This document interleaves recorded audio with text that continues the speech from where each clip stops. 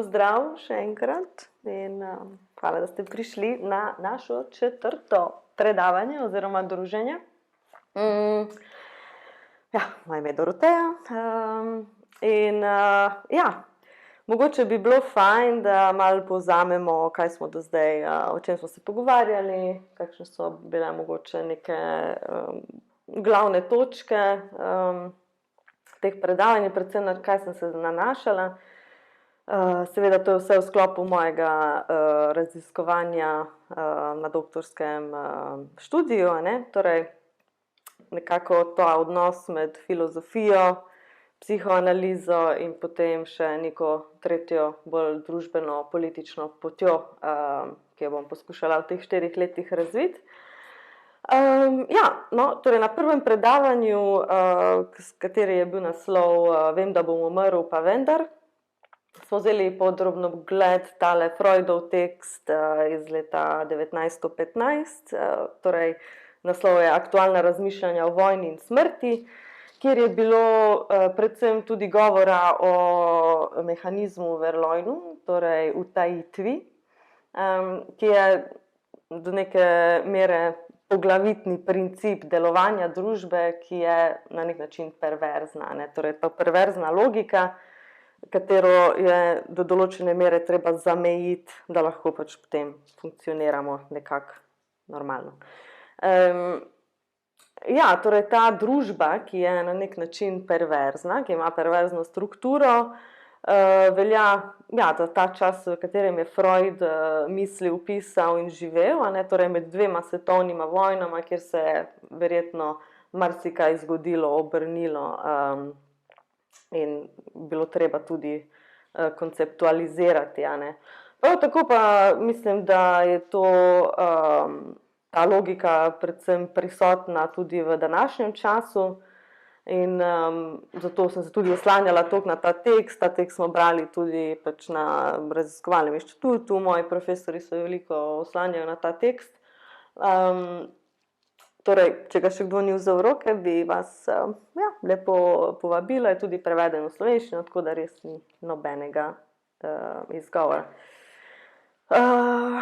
Torej, ta tekst je bil tudi vodilo za drugo predavanje o krutosti, torej krutost vojne in krutost nasploh, kjer smo malo razmišljali o konceptu krutosti, ki je prisotna, kako jo zaznamo v družbi, predvsem pa krutost v odnosu do človeka, torej ali lahko človeka izvzamemo iz tega koncepta krutosti oziroma obratno, ali je krutost nekaj, kar lahko razdvojimo, mislimo brez človeka.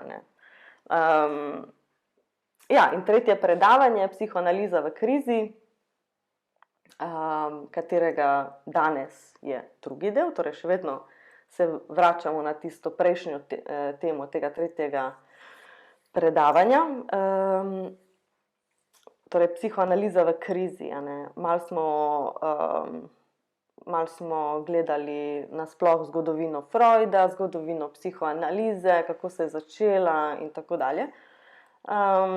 Kakšni antagonizmi krize so bile prisotne, ko se je ta teorija in praksa pač oblikovala.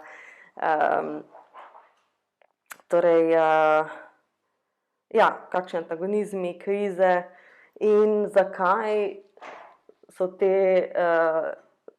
se ta teorija krize na nek način sooča z lastnimi nekimi inherentnimi krizami. Torej ne samo, da psihoanaliza analizira neke krize, družbene, psihološke, ampak ima tudi svoje lastne, torej inherentne nekako poosebljene krize. In potem malo smo govorili tudi o Althusserju, torej kako je Althusser poimenoval psihoanalizo in marksizem kot 2 taki teoriji, ki imata veliko skupnega prav na tej točki in jih poimenoval konfliktualna teorija. In danes se vračamo na kratko zgodovino konca psihoanalize, ampak bomo šli malo naprej v tej zgodovini. Torej, podnaslov današnjega govora je od Freuda skozi Lacana pa do danes. In sem razmišljala, da bi mogoče začeli z koncem prejšnjega predavanja, samo na kratko, da povzamem v bistvu te neke končne poante, sploh te definicije konfliktualne teorije in to zmožnost, ki jo nekako goji prav tako psihoanaliza kot mogoče recimo marksizem, je ta tolerantnost, nekompatibilnost oziroma neka toleranca mišljenja dveh konfliktualnih ali pa dveh čisto ekstremno različnih idej in to nekako pač še vedno lahko vzame in misli to konfliktnost nekih tenzij in situacij. Ja, v tem kontekstu je seveda psihoanaliza zelo uspešna, ker pač temelji na tem, da je človek ena velika kontradikcija in je dejansko pač to podlaga celotne teorije, ne da smo neka koherentna, kako bi rekla, koherentno telo psiha in neko nezavedno, ki potem imajo nek svoj ustaljen proces, ampak so vedno totalne nezmožnosti že v samem človekovem biti, človekovi biti kot taki.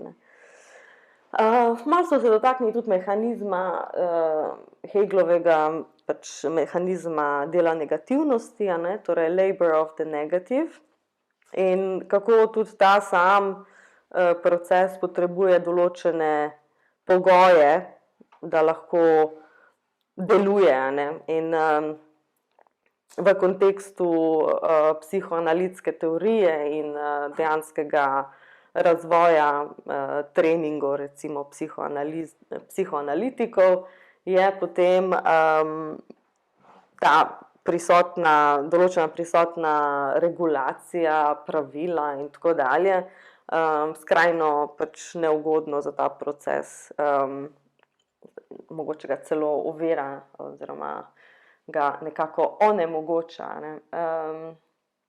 Ja, in zato, ker bomo danes govorili malo več o Lacanu, tako da se res opravičujem, ampak on se je zelo dobro zavedal tega, kaj počne celotna ta psihoanalitska institucija, konec koncev, na kakšen način regulira ne samo dejanski potek in proces, ampak tudi do neke mere proces nezavednega. In seveda tam so se dogajale najrazličnejše notranje cepitve že v sami instituciji, zato ker vsak pač imel svojo idejo, niso se mogli nekako zmeniti in mogoče ta ključen moment je bil prav ta nastanek, oblikovanje Lacanove šole, torej te École française de psychanalyse, kasneje pa potem postala École freudienne de Paris. No, takrat so se odrekli vsem tem regulacijam, ki jih je to krovno internacionalno društvo pač impliciralo, da se morajo vsi tega držati in so pač šli neko svojo pot. Seveda ta pot ni bila najbolj linearna, lahka in ustaljena, ampak je bila spet proliferacija najmožnejših zamisljivih incidentov, kriz, kreganja, smrti in vsega možnega. No, in Lacan si je zadal to nalogo, takrat je napisal Founding Act of 64, to je veljalo kot neke vrste statut šole, kaj bodo oni tam počeli, čemu se zavezujejo kot ideji. In nekako, da parafraziram pač ta quote, je v bistvu njihova edina naloga takrat bila, da se povrnejo k Freudu in da začrtajo to smer, v kateri je on nekako si zamislil psihoanalizo in v kateri smeri bi psihoanaliza morala delovati. Torej, da mu povrne tem polju psihoanalitičnem ostri lemež svoje resnice in ki prinese to izvirno prakso, ki je bila instituirana v imenu psihoanalize, nazaj k tej pač poglavitni nalogi, ki jo ima, in to je vsekakor kritika in razlaga najmožnejših deviacij v tem samem polju, ampak tudi okrog, ki mrtvičijo in onemogočajo razvoj za degradacijo njene uporabe. Torej, s tem je eksplicitno, oziroma ne tako zelo eksplicitno, ampak dokaj jasno, da uvedeti, da International Psychoanalytic Association v bistvu ni zvesta ideji nauku Freuda, ne? Ok, in zdaj začnemo z zelo kratko zgodovino lakanovstva, oziroma te Lacanove poti in smeri, kako si je on v bistvu razlagal in zadal to nalogo, da pač pripelje psihoanalizo nazaj na mesto, katero bi morala okupirati, a ne.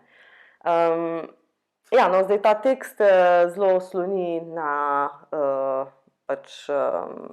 tekstu Mladena Dolarja, kateri je seveda tudi na voljo online, lahko ga tudi jaz na nek način pošljem, če bo zanimanje. Torej, Mladen Dolar je 1983 napisal tekst Kratka zgodovina lakanovstva, v kateri je pač na dolgo in široko povezoval te različne momente, sploh kriz in tako dalje, ne? In zakaj so krize konec koncev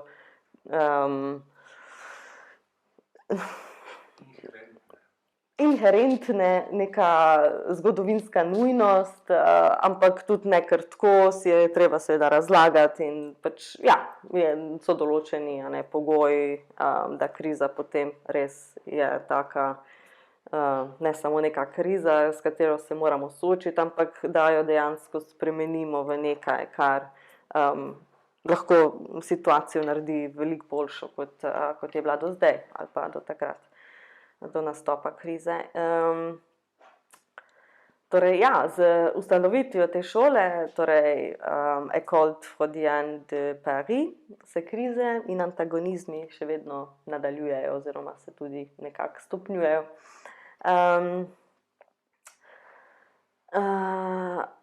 Mogoče element te Lacanove prakse, ki je vzbudil največ nekih uporov in nestrinjanj, je bilo prav to vprašanje didaktične psihoanalize. Zdaj, kaj je didaktična psihoanaliza? Mogoče se bomo tudi malo spustili v te neke bolj teoretske aspekte same psihoanalize, ampak recimo, da so v določenem trenutku ločili psihoanalizo kot tako in didaktično psihoanalizo, ki bi bila v nekem smislu neko urjenje za bodoče psihoanalitike in potem takem naj bi imela nek čisto drugačen princip, ne, ampak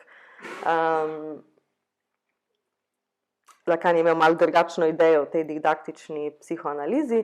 Potem so bile pa še tle kratke seanse, torej te znane variable length sessions, ki jih je Lacan prakticiral že od samega začetka, zato ker je pač preprosto trdil, da podzavestno nima nekega koncepta časa oziroma nezavedno ne deluje na 50 minut, kot je pač neka tradicionalna seansa, koliko pač traja, ne. Torej, on je pač prilagodil seanso glede na podzavestno in ne obratno, ne. No, in to je pač seveda bil blazen škandal, konstantno so ga želeli izključevati iz vseh možnih organizacij, tudi njegova pač École Freudienne je bila v določenem momentu v krizi, ker so se morali distancirati od njega. Skratka, Lacan je sam kot oseba bil vedno nek eksces, nek problem. Torej, prva velika kriza te skupnosti, ki so jo na nek način morali predelati, zdaj vprašanje seveda zgodovinsko je, ali so jo. Torej, kaj sploh determinira nekega psihoanalitika v formaciji, kaj ga naredi psihoanalitika, ne? Torej, eno vprašanje je, ali je didaktična psihoanaliza nekaj, kar potrebujemo, da potem nekdo lahko si reče, jaz sem pa zdaj psihoanalist, ne? In seveda človek se vpraša, torej, obstaja neka razlika med to didaktično in analizo, pač simple analizo, in seveda tudi ta regulacija časa trajanja, ter pogostost seans. Mislim, psihoanaliza klasična je pač 5-krat na teden, greš tja in tako leta in leta, ne, pač se ta proces potem izvaja. In eno vprašanje je, recimo tudi ne samo v psihoanalizi, ampak vsepovsod, ali so pravila kot taka garantor za nekaj, za neko uspešnost, da se nek proces odvije uspešno, karkoli pač ta pravila na nek način determinirajo, ne. Kjerkoli v družbi se znajdemo, je polno nekih pravil obnašanja in izvajanja določenih praks in tako dalje. Torej, ali so ta pravila potem taken garantor? In na kak način dejansko pravila kontrirajo neki realnosti, ne? Zdaj, analiza ima svoj princip realnosti in tudi efekt na realnost, ki se je ne da regulirati. Nezavedno se ne podreja pravilom, kot smo že ugotovili, in zdaj na kak način lahko najdemo ta nek, bomo rekli, kompromis s temi pravili, ki obstajajo, in pa tudi delom, ki ni tako zelo omejeno z vsemi možnimi regulacijami časa, frekventnosti, uporabe jezika in tako dalje, ne. Torej, Lacan je ponudil elegantno solucijo tem problemom in je postuliral, da je vsaka analiza didaktična. Torej, če kdorkoli gre na psihoanalizo, je to že de facto didaktična psihoanaliza.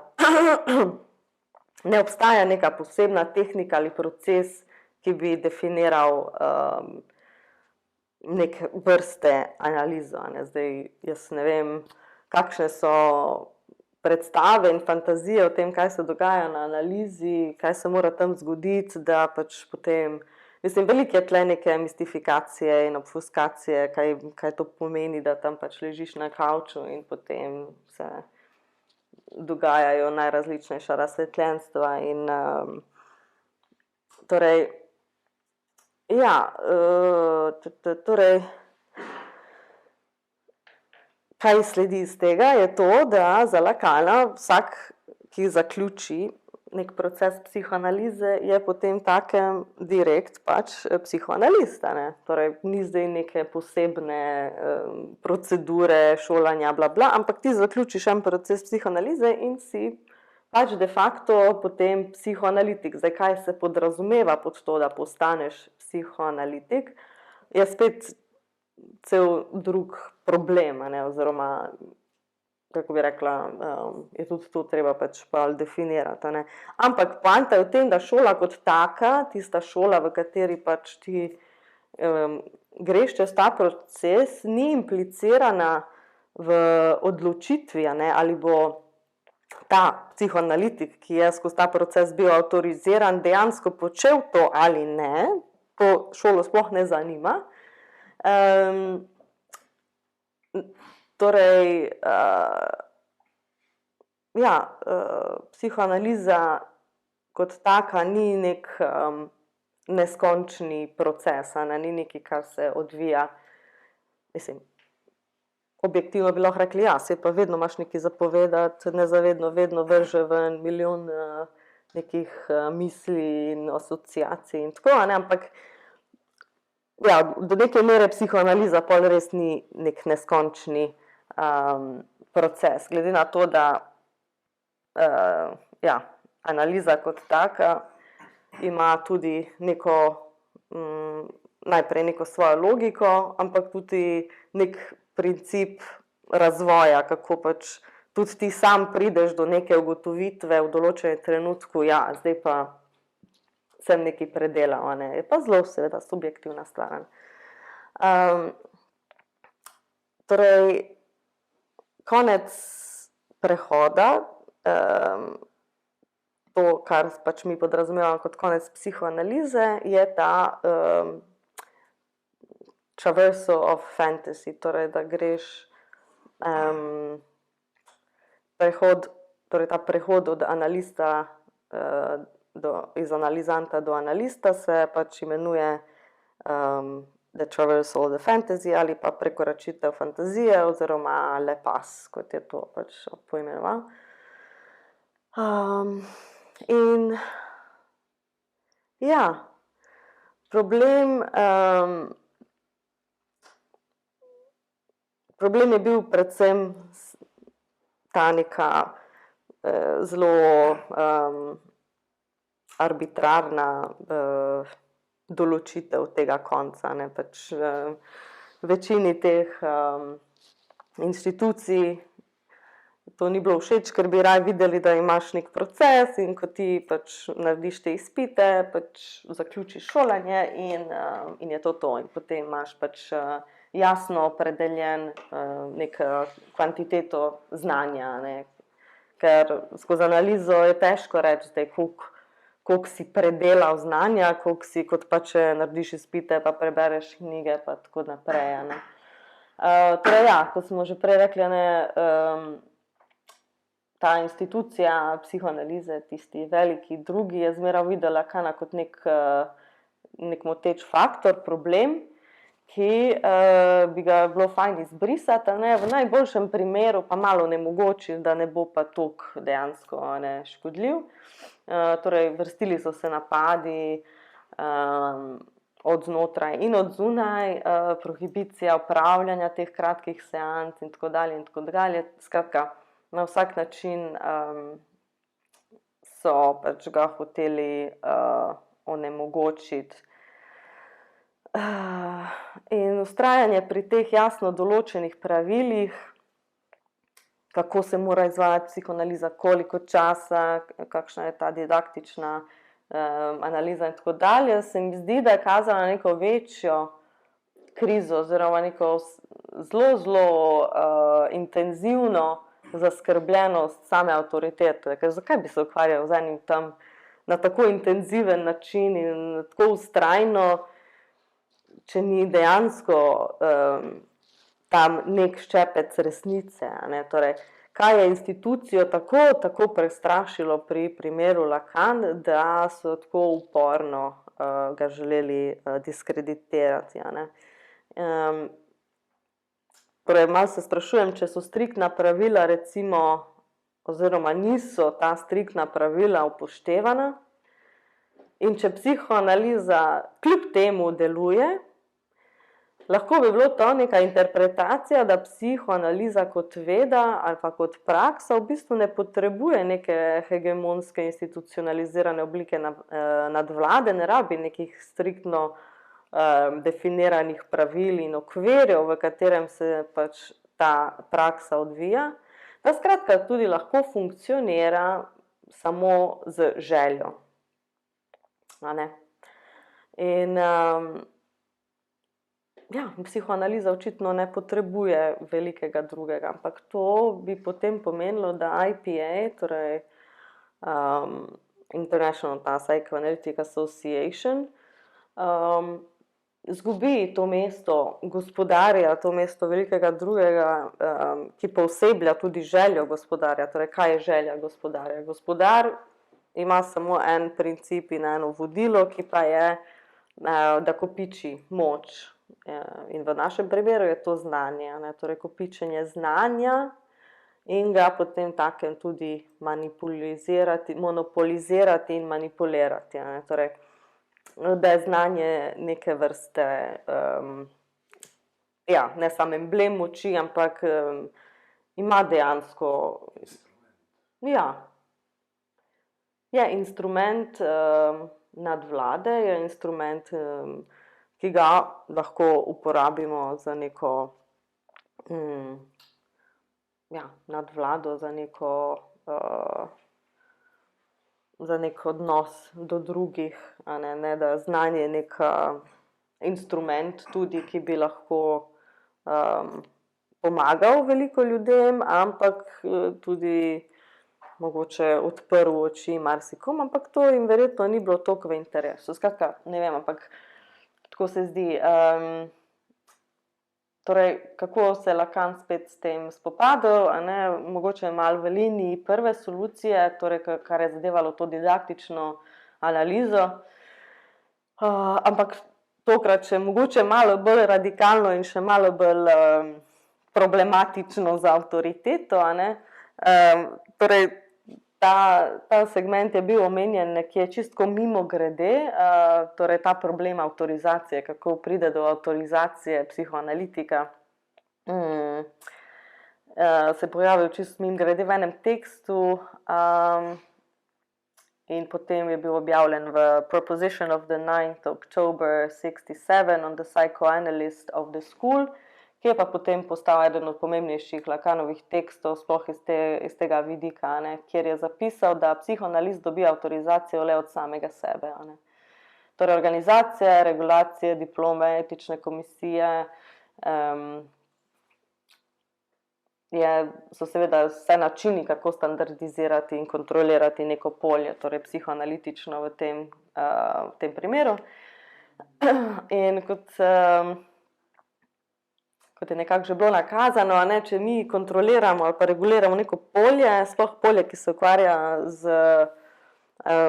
nezavednim, potem tudi implicitno vplivamo na izkušnjo psihoanalitične prakse kot take, torej kakšno izkušnjo lahko psihoanaliza kot taka proizvede. Torej, regulacijske metode so povzročile veliko škode ter na koncu pripomogle tudi k izničenju psihoanalitične izkušnje v določeni meri. Zdaj seveda se lahko tudi o tem pogovarjam, ampak recimo v neki strukturi, ki ni pretirano regulirana, kjer je samo avtorizacija, recimo, da ti sam sebe avtoriziraš, vodilni princip, kjer šola nima veliko za povedati o tej motivaciji ali pa želji analitika, noben ne o tebi povedal, zakaj bi ti bil analitik, to lahko samo sam ali pa karkoli drugega. Seveda to primer je seveda psihoanaliza v tem primeru, ampak če sam pomislimo na neko avtoriteto, ki jo imamo kot ljudje, da se odločimo ali pa na nek način poslušamo svojo željo in ji potem tudi sledimo, bi si želela, da bi tudi ta vodilni princip samoavtorizacije bil nek generalni princip. Kaj pa šolo zanima in kaj jo zadeva, je pa struktura te psihoanalitične izkušnje. To pa je pomembno. Zdaj, zakaj si se tam znašel in kako in tako dalje, je nekaj, kar je v tebi in je tvoja odgovornost. Kaj pa zanima šolo, je pa ta psihoanalitična izkušnja. Zdaj, kaj to pomeni? To pomeni, da v bistvu vsak psihoanalitični proces, torej vsaka analiza je strukturno del institucije ali pa šole kot take, sploh v primeru lakanovskega pristopa. Ker je edina ta produktivna komponenta družbene vezi, ki drži šolo skupaj, jo konstituira kot neko vezivo lepilo, ki povezuje različne člane, teoretske koncepte, delo z drugimi ljudmi, z družbo in tako dalje. Torej, imamo veliko družbenih vezi, ki držijo našo družbo skupaj. Ene so bolj uspešne, druge manj. Zdaj, po moji presoji se družbene vezi zelo razkrajajo in tudi družbeno tkivo, ampak v primeru psihoanalitske organizacije je ta izkušnja v bistvu ta konstitutivni del. Torej, deluje kot neko nevidno lepilo in Lacan je to ilustriral z besedno igro. L'école, kar pomeni šola, je tako kot kol, kar je pač lepilo, l'école, kol. Vedno je te neke igre imel z temi besedami, kar ratalo. Torej, to predpostavlja predvsem, da ta izkušnja je lahko prevedena, da je lahko predana nekomu drugemu in teorizirana. Torej, jaz lahko svojo izkušnjo tudi potem s podporo mogoče teorije in različnih pogovorov znotraj skupine to mojo izkušnjo predam in ta formulacija moje izkušnje lahko tudi pomaga drugemu, lahko pomaga psihoanalitičnemu diskurzu tudi kot takemu. Torej, analist, ki se formira, uči svojo pozicijo analista, mora pričati o svoji izkušnji, pač to je kot nek report tvojega potovanja v analizi. Mora nekaj povedati o tem, torej ni to tvoja osebna izkušnja, ampak je izkušnja, ki zadeva vse nas do neke mere. In proizvesti mora s tem tudi novo znanje, torej ne samo, da ti pač poveš, ja, v analizi sem dognal to pa to, ampak moraš to pač na aktiven način povezati z neko mogoče novo idejo, neko novo teorijo, ki bi lahko seveda potem pomagala konceptualizirati marsikatere druge procese, in pomagati pol seveda k napredku psihoanalitske teorije. In to je drastično drugačen princip kot recimo neki tradicionalni načini pridobivanja znanja. Torej, v rigidnih strukturah, zdaj se spet fokusiramo na psihoanalitične treninge, ampak verjetno je tako tudi v zdravstvu, v pravu, v ekonomiji, kjerkoli, v rigidnih strukturah, ki imajo točno predpisan način in kurikulum, se od učenca predvsem pričakuje, da bo se napiflal oziroma da bo ponovil, kar je že bilo rečeno. Torej, jaz nekaj rečem in ti moraš to ponoviti. In v tem primeru seveda perpetuira diskurs univerze, to v bistvu ti 4 diskurzi, ki jih je Lacan razvil. Eden izmed njih je ta University Discourse ali diskurs univerze, ki je diskurs, ki postavi v vlogo agenta znanje, torej ne subjekt ni agent, ampak je znanje tisto, ki ima glavno moč. In seveda potem, če je znanje agent, pomeni, da je institucija tista, ki določi, zato je malo kompleksno, spet bi morali imeti neko tablo, ampak vsak diskurs ima svoj master signifier, torej nek označevalec, ki definira, recimo, kaj je master signifier, recimo univerza je master signifier. In torej tisti, ki določa master signifier, je dejansko pač gospodar, ker to je označevalec gospodarja. Torej on določi ne moreš ti določiti označevalec, ti lahko temu pač nekako pripomoreš, ni pa v tvoji moči, da ti definiraš master signifier, to je S1. In kaj je še bolj pomembno, je, da ta S1 v diskurzu gospodarja, pa v diskurzu univerze nastopa na mestu resnice. Torej, resnica kot taka je določena vnaprej, ni nekaj, kar se proizvaja, kar ni resnica konec koncev, ampak dobro, mislim, to je ta logika, da resnica ni nekaj, čemur se mi pač nadejamo, da bi jo zaznali v nekih trenutkih, ampak je že vnaprej definirana kot nek set znanja in to je pač resnica. In zdaj še torej želja. Imam še malo, ampak bomo verjetno morali še pol malo tole nadaljevati. Torej, poglavitno vprašanje, kot smo rekli, v procesu pač psihoanalize in procesu formacije psihoanalista je vprašanje želje. Torej, kaj je tvoja želja? To je pač najbolj fundamentalno vprašanje psihoanalize kot take. Sploh kako si jo je zamislil Lacan. In povezano s tem, kako se kdo sploh lahko odloči, da postane psihoanalist, kako pride do tega, da ti kar naenkrat pač, jaz bom pa psihoanalist. Torej, po mojem mnenju je, da v bistvu ne obstaja neka dokončna odločitev v smislu, en dan se odločiš in pol se to zgodi, temveč da je že tak v bistvu proces odločitve je nek proces,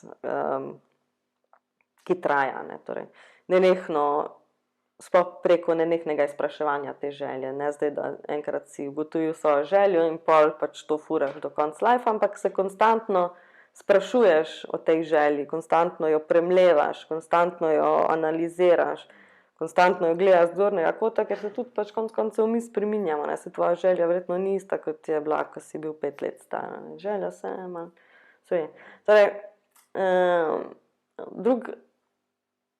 druga lastnost želje je pa, da ni nikoli fiksirana, da se vedno premika, da ni nikoli dokončna in nikoli ne najde tudi dokončne zadovoljitve, ne, torej, želja je, da si nadaljuje želeti, torej ne, da se pač ta želja poteši, a ne. Okej, torej, spraševanje te želje, okej, ja, zakaj sem šla sploh v to, je zato, ker obstaja neka generalna ideja ali pa idealizacija, mogoče tudi pozicija analista, ne, kot nekoga, ki ve, kot nekoga, ki je izobražen, kot nekoga, ki pač je malo bolj prefinjen in tako, ampak hitro pol vse te generalizacije in idealizacije zapadejo v te neke kategorije družbeno sprejemljivih, mogoče tudi občudovanih vlog, a ne, kot gledamo zdravilce ali pa rešitelje ali pa nekoga, ki nas lahko reši. Ja, in tudi analisti pač seveda niso imuni na to, a ne, nekaterim res prav fajn paše in piha na ego, ko smo mi celi tako, bi rekla, mesmerized, a ne. In danes, ja, se mi zdi, da je ta tendenca še bolj prisotna, ker kot družba, sploh z vsemi temi, mislim, ja, z vsemi možnimi problemi in krizami, z vsem, kar prihaja, na nek način smo v konstantnem iskanju nekega novega heroja, kdo bo pa zdaj tisti,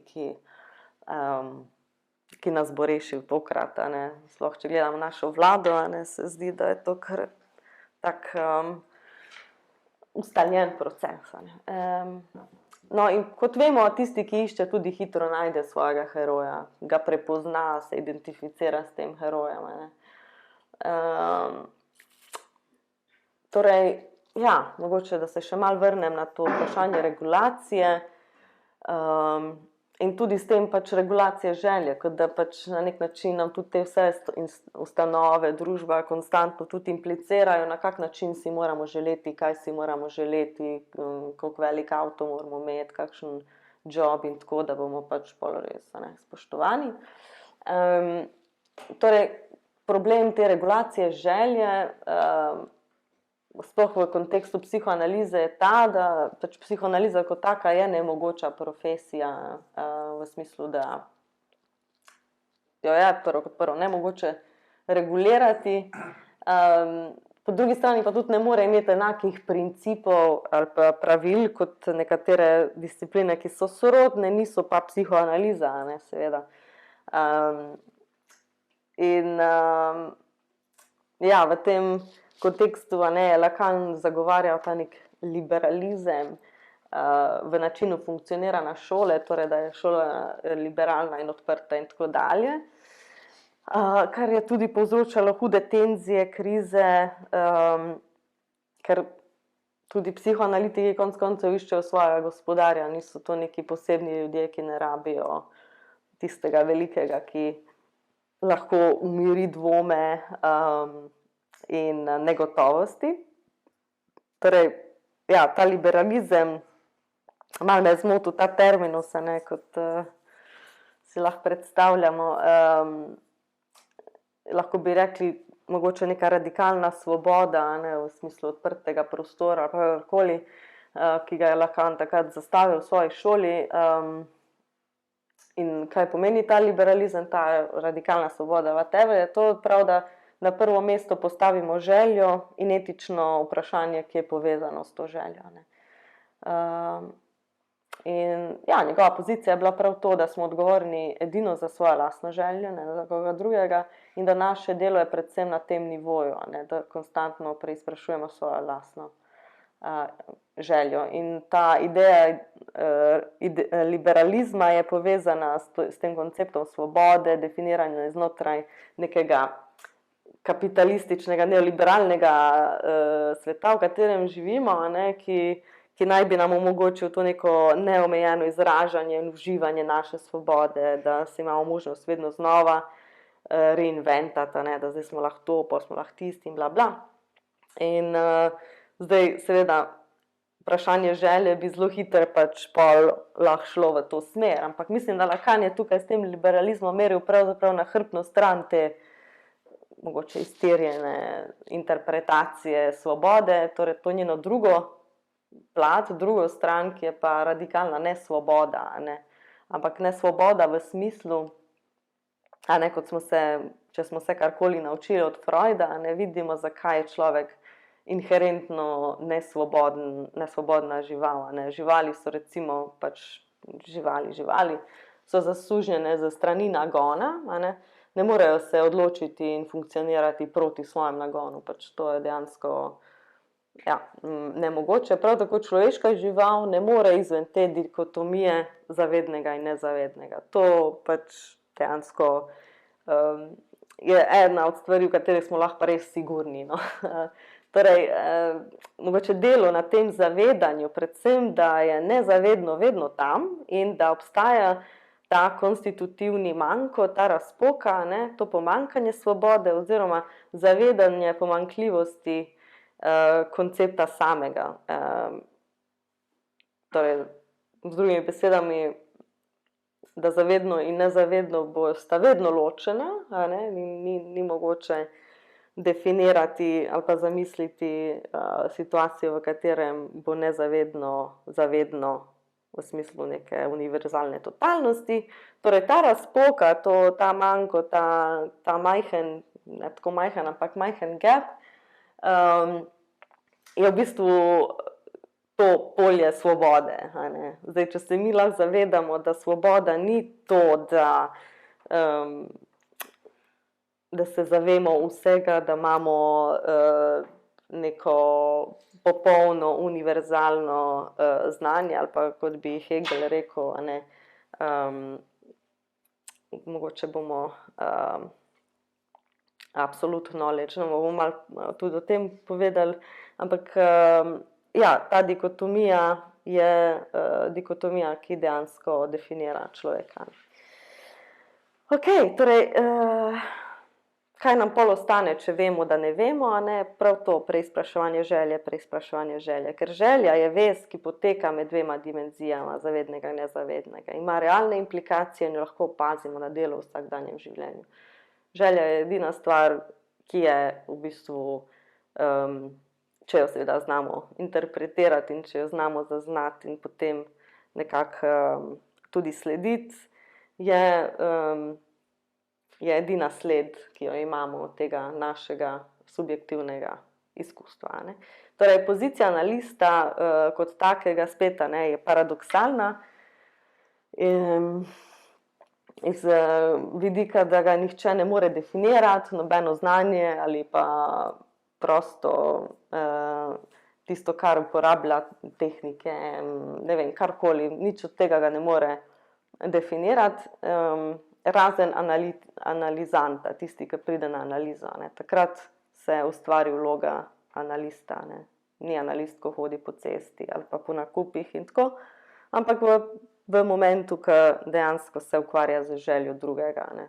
Torej, to je ena stran paradoksa, druga stran je pa želja kot taka, torej analitikova želja. In dosti dolgo so pač interpretirali analitikovo željo kot neko antinarcisistično željo par excellence, torej nekaj, kar je totalno očiščeno vseh možnih malignih in patoloških vsebin, to je vse bilo lepo prečiščeno skozi proces analize in zdaj pač psihoanalitik je neko pač antinarcisistično bitje, ki pač ima totalno pod kontrolo svojo željo. Ne. In torej, moje vprašanje, kaj pomeni ta radikalno antirasistična, viš, slep. Kaj pomeni ta radikalna antinarcisistična želja in ali je sploh mogoče doseči tak status želja? Je to nek ideal? Tudi, če si predstavljam analizo čez celo življenje, ali je možno preseči, doseči neko purified željo, kakorkoli, ne vem. Torej, po eni strani mislim, da če bi sprejeli to tezo, da je analitikova želja totalno prana teh vseh narcisističnih teženj in da je pač popolnoma čist in očiščen vseh fantazij, drajva tega samozadovoljevanja oziroma samozadovolitve, ali pa da gre onkraj pleasure principla, oziroma onkraj tega principa zadovoljitve, potem se mi zdi, da smo ravno prišli polni krog te utajitve, o kateri smo prej govorili. Torej, utajimo prav to ideologijo, proti kateri se borimo, katero kritiziramo, jemljemo kot neko destruktivno, torej ideologijo odtujitve, ideologijo, ki vedno znova nekaj utaji, ki vedno znova pač ne želi videti cele slike, skratka, torej perverzno ideologijo. Torej, jo naredimo za svojo v dejanju negacije te ideologije. Torej, ti kritiziraš kapitalizem, ampak v aktu kritiziranja pa ga dejansko ponotranjaš. In zdaj mogoče